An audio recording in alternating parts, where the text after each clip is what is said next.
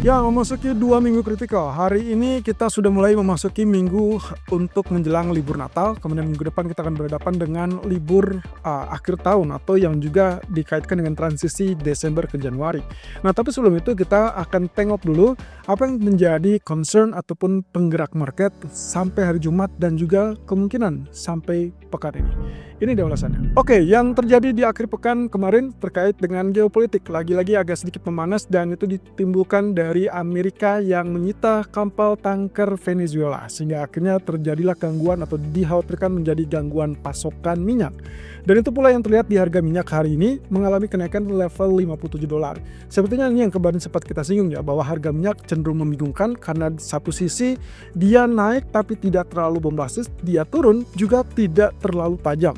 Bahkan kalau kita lihat dari pergerakan ataupun perkembangan 1 minggu terakhir, itu cenderung tertahan di level 55 sampai $57. Kira-kira apakah dengan kondisi geopolitik yang memanas ini bisa mengakibatkan dorongan harga minyak lebih tinggi lagi di atas $57 atau bahkan mengarahkan $60? Itu yang mungkin menjadi sisi menariknya. Di sisi lain ada kabar terkait dengan Iran dan Israel yang mungkin agak sedikit memanas juga dan kelihatannya kita perlu mencermati ini dalam perkembangan 1 minggu ke depan. Nah, terlepas dari posisi yang kita sebut dengan geopolitik, saya belum dapatkan kabar terkait dengan Rusia Ukraina, tapi kalau kita lihat dan juga tengok dengan deadline waktu di menjelang libur Natal, berarti kita masih punya waktu sekitar 2 atau 3 hari ke depan. Jadi kita tunggu saja dengan geopolitik tersebut. Nah, yang kedua adalah terkait dengan pergerakan yen. Kenapa yennya malah melemah setelah BOJ justru mengumumkan kenaikan suku bunga 25 basis poin dan seharusnya itu akan memicu kepada penguatan yen.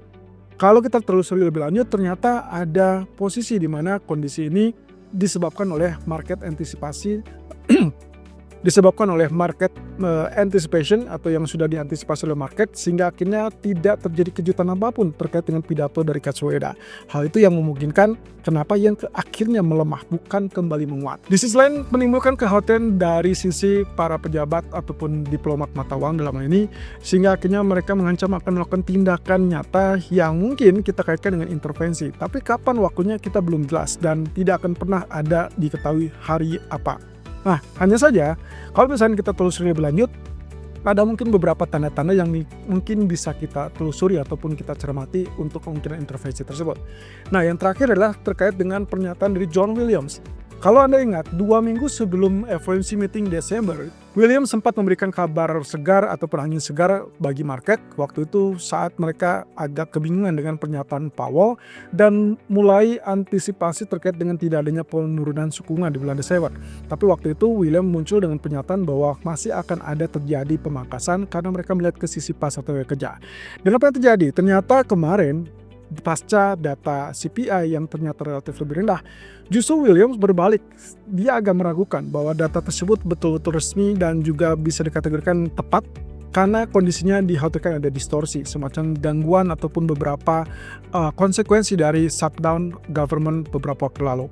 Nah, akhirnya ini yang membuat kenapa market sempat berbalik waktu itu, di mana emas juga menandai dengan penurunan. Ya, sempat tergelincir tapi kemudian dia bangkit kembali. Nah, saya rasa ini yang mungkin akan menjadi panduan kita. Beberapa kali kita sudah mengingatkan bahwa tidak mungkin kita melihat hanya dari satu titik data, tapi ya euforia market masih kecenderungannya optimis dengan pemangkasan suku bunga. So, Williams memberikan rekomendasi bahwa masih tetap harus bersabar dan harus dipastikan dari data inflasi berikutnya.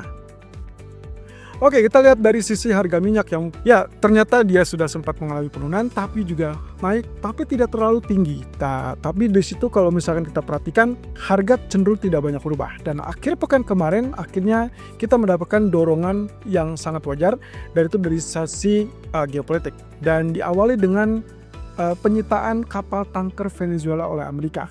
Ya, artinya di situ ada gejolak yang memang sudah diperhitungkan oleh market juga. Sehingga akhirnya ditunggu-tunggu kapan dan bagaimana Amerika akan menekan Venezuela lebih lanjut. Walaupun sampai saat ini tidak muncul atau belum muncul lebih tepatnya terkait dengan serangan darat yang diumumkan ataupun diancam oleh Trump kepada Maduro. Tapi saya rasa ini memberikan indikasi bahwa ketegangan ini masih akan terus berlanjut sampai Nicolas Maduro menyerah.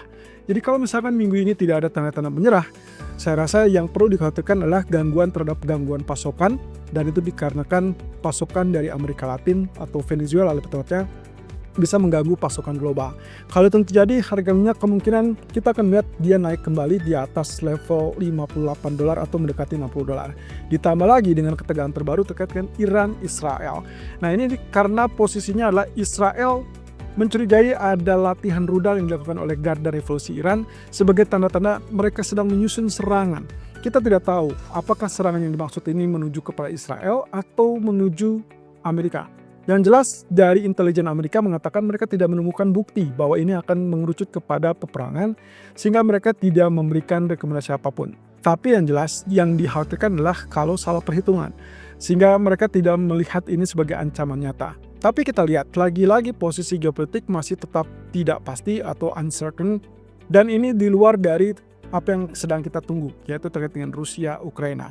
Jadi kalau lihat dari posisi ini, tindakan Amerika ke Venezuela itu bisa mengganggu pasokan, sementara kalau misalkan dari Iran, Israel, kalau betul itu memanas dan akan direspon oleh Iran, atau bahkan yang paling tidak diduga-duga adalah misalkan Israel melakukan serangan kepada Iran, maka hati-hati, yang paling mungkin terjadi adalah gangguan di Selat Hormuz dan itu juga akan lebih besar lagi gangguan pasokan di Selat Hormuz. Kita pernah lihat respon ini beberapa waktu yang lalu, masih di tahun 2025, dan harga minyak saat itu mengalami kenaikan dari level 65 sampai ke level $70. Tapi kalau misalkan lihat dari pergerakan saat ini, sangat mungkin ini akan menunjang untuk mendorong kembali di atas $60.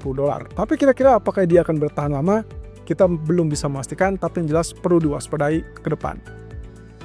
Oke, kemudian yang muncul berikutnya adalah terkait dengan pelemahan mata uang yen, sehingga akhirnya memicu intervensi ataupun ya mungkin semacam tindakan yang dianggap sebagai penegas bahwa otoritas dari Jepang itu tidak mengizinkan mata uang bergerak terlalu sporadis ataupun agresif ataupun dipicu oleh spekulan.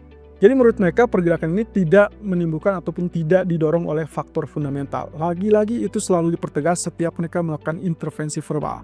Nah, kalimat-kalimat seperti akan mencermati pergerakan FX atau pergerakan falas dalam waktu dekat, kemudian akan melakukan tindakan yang nyata ataupun tindakan yang tepat, itu adalah kategori kalimat-kalimat yang disertakan dalam intervensi verbal. So, yang saya minta kepada Anda adalah perhatikan, cermati, kalau memang ternyata USD Japanese Yen naik secara sporadis ataupun agresif, maka disitulah kemungkinan pemerintah Jepang akan melakukan intervensi nyata yang bukan hanya berupa ucapan ataupun perkataan, melainkan lebih kepada intensitas yang mungkin di situ dia akan melepas cadangan dolarnya, sehingga yang akan kita lihat adalah dolar akan relatif melemah. Nah, masalahnya waktunya yang tidak diduga-duga, tapi ciri-ciri ataupun indikasinya adalah terkait dengan pergerakan mata uang yang sporadis ataupun agresif atau yang dipicu oleh spekulan. Seperti yang dikatakan di sini, bahwa otoritas mengancam akan mengambil tindakan yang tepat, terutama kalau misalkan melihat pergerakan yang satu arah dan tajam.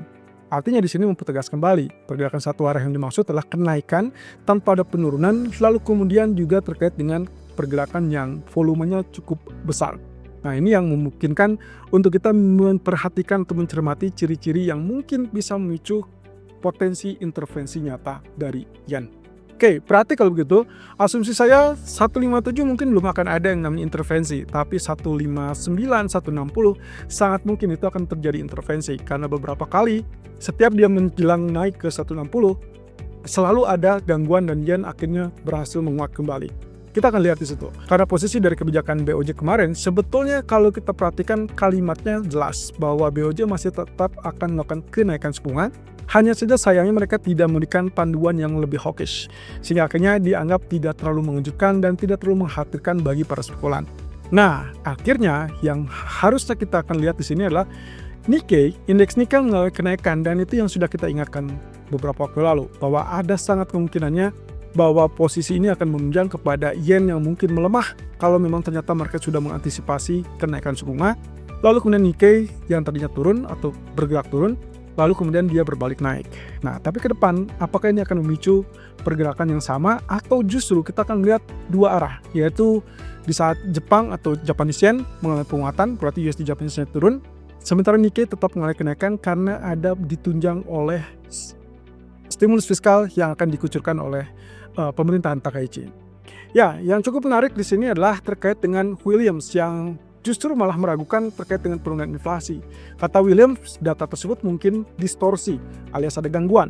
Bukan hanya CPI, tapi juga data NFP atau lonjakan pengangguran. Tingkat pengangguran saat itu dengan angka 4,6% dari 4,4%. Padahal dari beberapa waktu lalu, yaitu terkaitannya dengan data Oktober yang miss ataupun yang tidak dirilis, itu ternyata memberikan keraguan bagi Williams. Tapi pada dasarnya dia tidak menolak untuk penurunan suku bunga, hanya saja dia ingin memastikan bahwa proses disinflasi itu betul-betul nyata, sehingga dia menyarankan bahwa market perlu bersabar untuk melihat data inflasi lebih lanjut. Dan itu berarti di bulan Januari, di mana data tersebut berarti menggambarkan kondisi Desember, baik itu untuk inflasinya, CPI, ataupun bahkan untuk pasar tenaga kerja.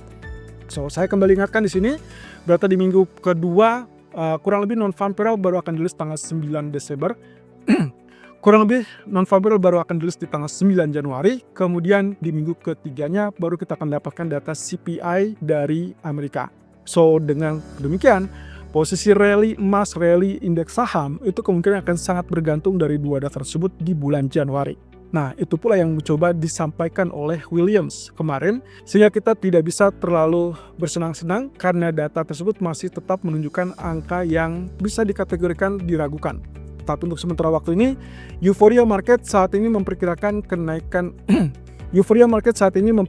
pemangkasan suku bunga bulan Januari itu hanya sekitar 25%. Tapi kabar bagusnya adalah ekspektasi untuk pemangkasan 2 kali di 2026 itu meningkat.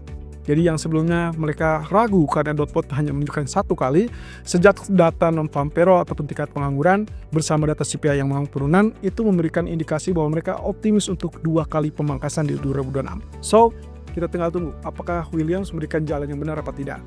Oke, fokus minggu ini beralih kepada beberapa data ekonomi, tapi saya ingatkan kembali kita menuju kepada libur Natal, Christmas holiday, di mana beberapa market, mayoritas market terutama untuk Inggris ataupun Eropa, itu sudah mulai libur dari sejak hari Rabu, Kamis, dan Jumat. Sementara untuk Amerika, Rabu masih aktif, tapi mungkin penutupannya lebih cepat. Sementara untuk hari Kamisnya di tanggal 25 Desember itu akan libur, dan 26 Desembernya tetap akan aktif, hanya saja ya karena tidak ada data ekonomi, maka dicurigai pergerakan ataupun volume pergerakan relatif tipis. Nah, untuk data ekonomi kita akan melihat data GDP Inggris dan Amerika, kemudian ADP weekly seperti biasa di hari Selasa, dan jobless claim atau weekly jobless claim, dan juga durable goods order sebetulnya akan ada di hari Kamis. Nah, khusus untuk data inflasi PCE yang sebelumnya kita sempat umumkan di Jumat kemarin, ternyata tidak jadi rilis. Dan beberapa ekonomi lainnya tetap menampilkan hari ini akan ada data inflasi PCE. Tapi saya masih tetap ragu apakah itu akan dirilis apa tidak. So, saya akan skip itu dan kita akan fokus dengan data GDP Inggris hari ini dan juga data GDP Amerika itu besok malam. Kalau misalkan dilihat dengan data Amerikanya, berarti pemicunya adalah memastikan apakah yang dilakukan oleh Fed itu sangat wajar apa tidak. Karena kalau misalkan Fed melakukan pemangkasan, di sisi lain bahwa GDP ataupun perlambatan ekonomi itu masih tidak terlihat, maka seharusnya itu bisa saja memicu kepada pembalikan ke bawah. Berarti kita harus lihat di situ GDP-nya apakah dia tetap di 3% atau bahkan lebih tinggi atau justru lebih rendah. Kalau lebih rendah itu yang ditunggu-tunggu, karena itu berarti menindaklanjuti bahwa Fed sangat mungkin kembali melonggarkan kebijakan moneternya. So, nanti sore kita akan lihat dari pergerakan emas yang sudah mencetak rekor baru mendekati 4420. Dan juga bagaimana dengan Santa Claus Rally? Apakah kita sudah semakin dekat dengan Santa Claus Rally? Karena ini adalah minggu di mana Natal sudah tiba.